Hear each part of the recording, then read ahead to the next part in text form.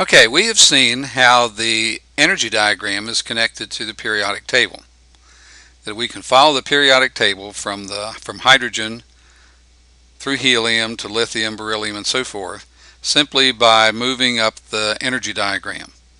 That the energy diagram and the periodic table are basically representing electrons in much the same way.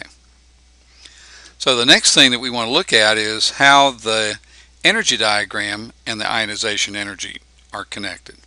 Remember, we looked at ionization energy and the Bohr model. Now we want to look at ionization energy and the quantum mechanical model. And so instead of having concentric circles here, we have drawn our energy diagram.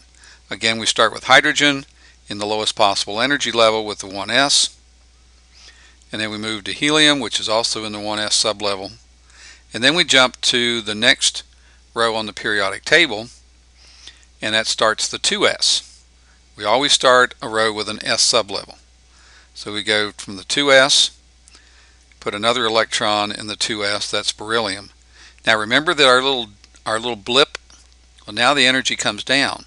Well, now we can explain that. The Bohr model couldn't explain it. The quantum mechanical model can. Because notice that we're going from the 2s sublevel to the 2p sublevel. Our hypothesis was that there were two energy levels very close together. And so what we find then is that when we go to aluminum, that third electron is in the 2p sublevel. You'll notice that the 2p sublevel is higher in energy. So it takes less additional energy to remove this electron because it's already at a higher energy. So it takes less additional energy. The ionization energy, remember, is the additional energy necessary to remove an electron from an atom. Well, then as we go on up, we've got another electron here for carbon. What did I say? Aluminum. That was boron. So we got boron, then we got carbon, and then we have nitrogen. So nitrogen has 3 unpaired electrons. Remember Hund's rule? Electrons go 1 electron per orbital until each orbital has 1 electron, and then we can start pairing them up. But now look carefully. The ionization energy is going to drop here. So it's going to go down for oxygen. Why did it go down? Well, because to put 2 electrons into the same orbital requires more energy. Therefore, that this electron that we've just put in is at our higher energy state. So it's going to take less additional energy, hence the lower ionization energy, to remove it. Now as we go on up, for fluorine, we've got the ionization energy going up, and then of course it peaks out for neon. With neon, notice we have a completely filled p sublevel. That's a pattern you're going to see over and over again. Alright, then we go to the 3s sublevel and we have sodium. Okay, so we started the next energy level. Notice that the ionization energy is quite low.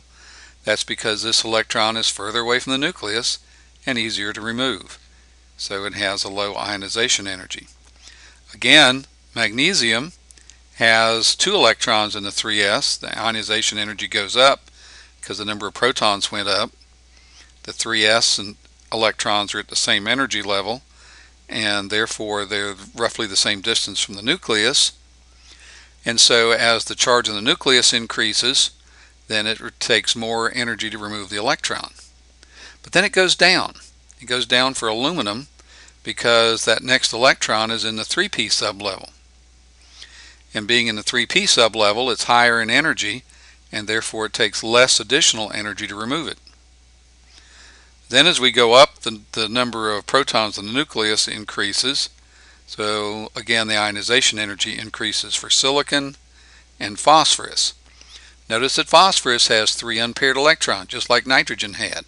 Nitrogen and phosphorus are in the same chemical family and therefore have similar chemical properties because of those 3 unpaired electrons. Notice what happens when we go from phosphorus to sulfur. The ionization energy goes down slightly because now we're starting to pair up the electron, which takes more energy. So it takes slightly less additional energy to remove that electron. So we go up to chlorine.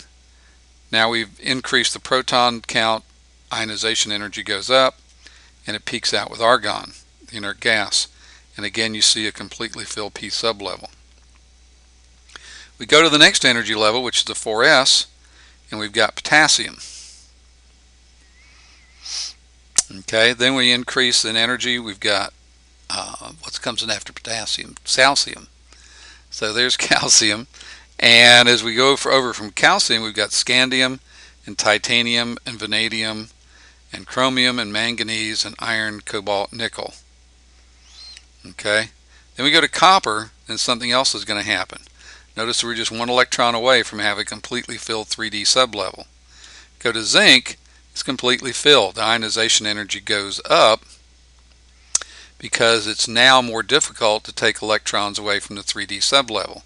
That's because we've got an increased effective nuclear charge. But notice what happens next. It goes from zinc, it goes down for gallium. Why? Because that electron that's being lost is now in the 4p sublevel, which is further away from the nucleus and therefore easier to remove. Again, we go on up as the number of protons increases. You'll notice that for arsenic we have 3 unpaired electrons, just as we had for nitrogen and phosphorus. And now arsenic, they're all in the same chemical family. They all have similar chemical properties because of those 3 unpaired electrons. To pair up electron requires an extra bit of energy, so the ionization energy goes down slightly, and then it goes up for bromine and krypton. And again, we have that completely filled p sublevel for an inert gas. We add one more electron, we start the next energy level. So that goes to rubidium. Okay, and then we're going to go to strontium and then to the 4d sublevel with yttrium. Now we work our way all the way across the d sublevel by putting 5 electrons in there, remember Hund's rule. And then we start pairing them up, and the ionization energies increase till we get up here for cadmium, completely filled p sublevel. And again, you'll notice a big drop as we move to the next energy level, the 5p. Then when it's half filled, we have antimony. You'll notice the antimony is right in the same family with nitrogen, phosphorus, arsenic. And then antimony also shares some of the same chemical properties that the other group 5 elements do, group 5a.